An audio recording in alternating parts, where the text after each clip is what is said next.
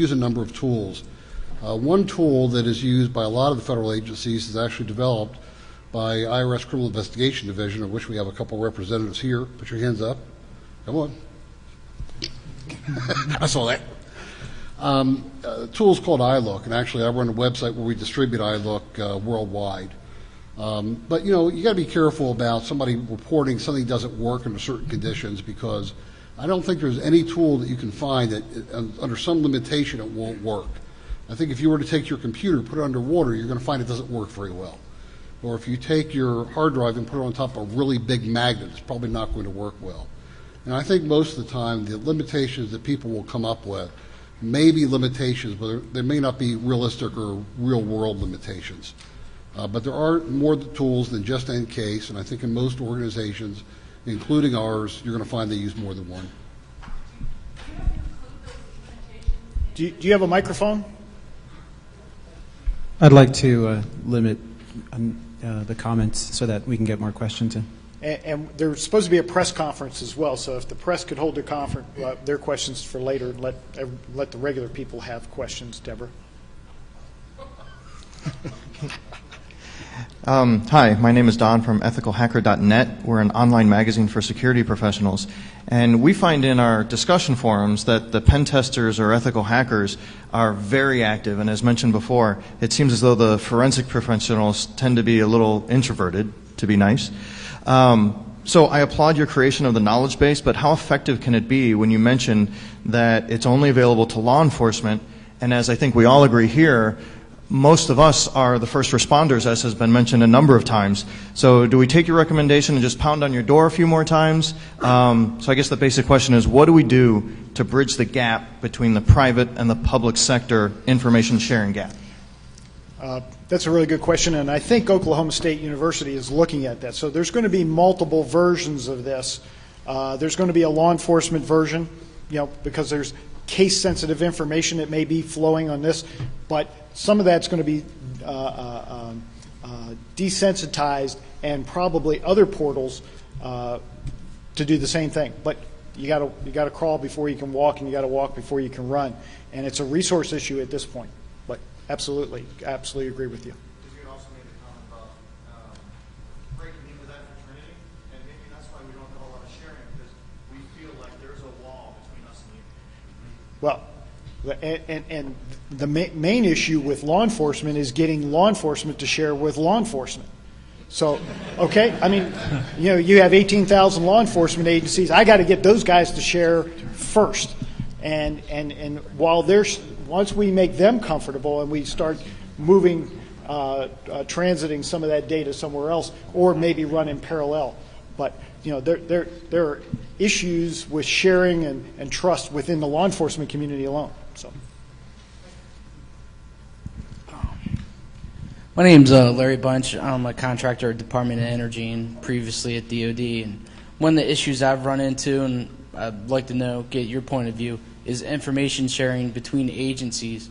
There's a lot of good information out there between agencies, but a lot of people are reluctant to share their information outside of the agency, and it really should be shared across the spectrum.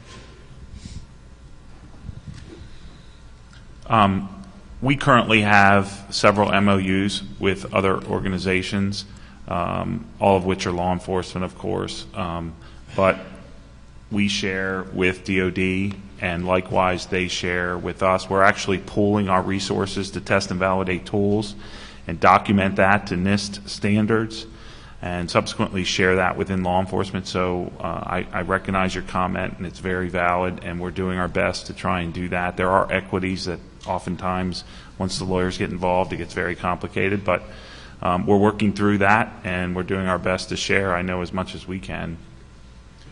I think if you notice all the agencies that we have represented on the panel, they're here because they share with one another, and that's crawl before you walk. I mean, in some of these issues, it's a culture within the agency, and you see those agencies' cultures changing today. Jim, I'd like to mention that all the agencies that are represented here and a fair number of colleagues here in the audience as far as private industry are in fact represented on the CyberCop portal. That portal was intended to allow there to be a common place, common ground with relatively high security for sharing even up to and including law enforcement sensitive information. And just to give a little plug for the portal, 7 years ago, a fellow named Matt Donlan and I shook hands. Matt's former head of security at DARPA, the people who built the internet. And we built this thing so that we could do these kinds of tasks. So I'd urge those who are interested in wanting to collaborate with some of these very same people on this panel that you might want to consider signing up for the portal. Thanks. And there are some good organizations. I heard somebody mention earlier, some of it is sharing information, some of it is sharing intelligence. Obviously, the sharing of intelligence is much more difficult than the sharing of information. The HTCIA is a good organization for private industry to work with law enforcement, to share a lot of best practices, to draw on your collective knowledge and to draw on our collective knowledge to help each other. And there are many organizations like that. Being a member of the HTCIA is why I bring that one up, but there are opportunities that way. Yeah, one thing I'd like to also point out with communication is, in the government, I mean, just being realistic, buying a set of hard drives can be a nightmare, let alone communicating across agencies, things that are going on. And I think that process is getting better with things like the G1st portal and CyberCop and all these other things. But we can't take away the fact that person-to-person networking is really what does it best. And in law enforcement, we work to that in a number of working groups. DOJ's got some working groups. We're all in all different working groups where we try and work together on a number of issues. But there's InfraGard. There's a whole bunch of working groups that industry and corporations can get involved in as well, where you can interface with law enforcement. So I guess the point is, don't neglect. If you're looking for a government process to share stuff, good luck. I mean, they're out there, but they don't necessarily work perfectly, but they're getting better. Don't neglect the person-to-person networking. It's as important as anything else you can get involved in. Pick up the phone, make a call, go to a meeting. There's resources out there. And don't forget about InfraGard. I know it's been mentioned here, but there are over 20,000 members in InfraGard, and I know there's an agent representative in the city in which you live. We have 56 field offices and over 400 resident agency or satellite offices, and each agent in one of those offices is a conduit to InfraGard. And with the special interest groups on InfraGard, I'm sure you'll find something there that will interest you and be beneficial to you. It's where we share information. The members are vetted, and we share a lot of information. I personally look at the changes I personally look at every change that takes place on InfraGard, and I financially support that program, so I'm a firm believer in it, and the membership is growing. I just invested approximately $1.5 million to upgrade its infrastructure. So it's even more robust than it was previously, and I'm certain if you go to our InfraGard site, you'll find something there that will interest you and will allow you to share information with people of like interest. Gentlemen, front row left. There's been mention several times of the need to acquire the talent from the private sector, and those that are interested should pursue that.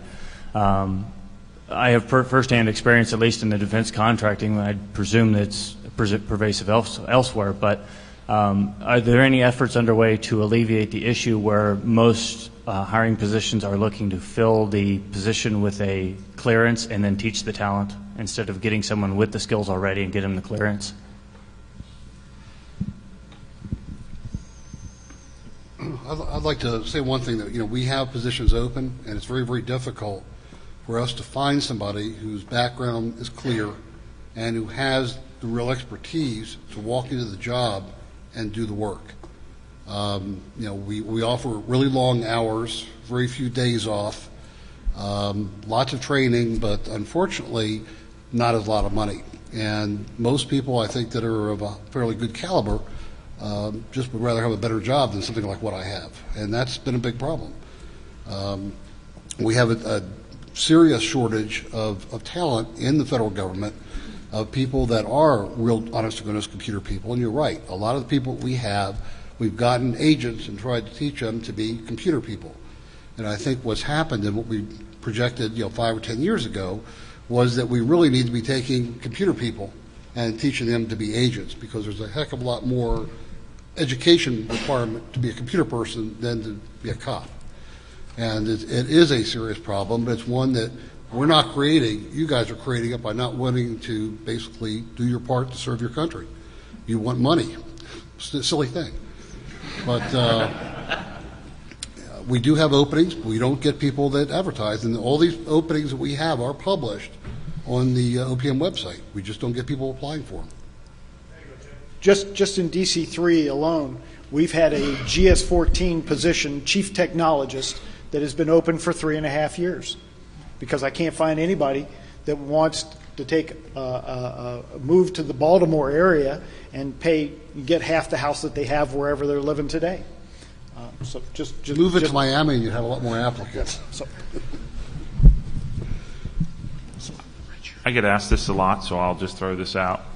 If you do get as far as taking a polygraph, please tell the truth, no matter how bad it is.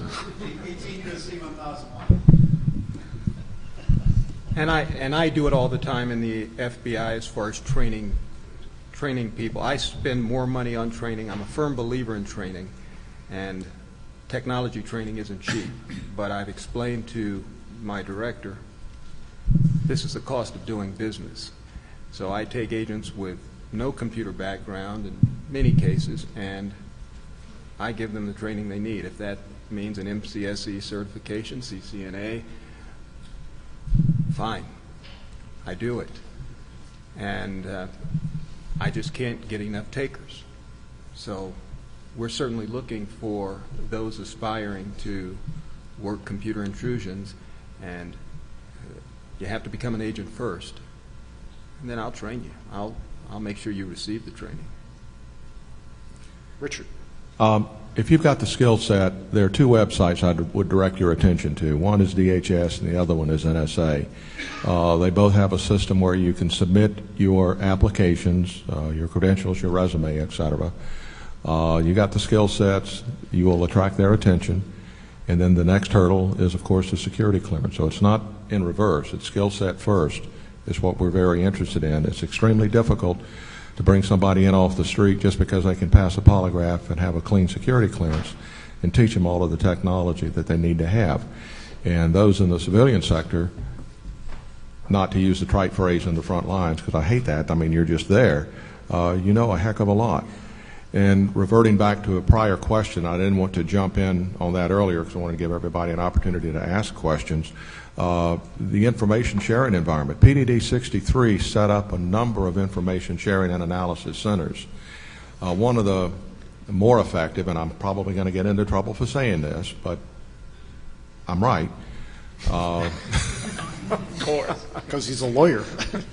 The Financial Services Information Sharing and Analysis Center. You do not have to, as a matter of fact, they don't like you to be a Fed. Once in a while I get invited to sit in on their discussions, but everybody knows that I'm there. The rest of the time they talk among and between themselves, and they build a bridge of trust. They're not these highly polished centers of academic excellence that don't talk to each other. They do share information, and most of them know each other by voice, and they do have a secure means of communication. The other PDD 63 sectors have similar information sharing and analysis centers, but not nearly as robust as the financial services.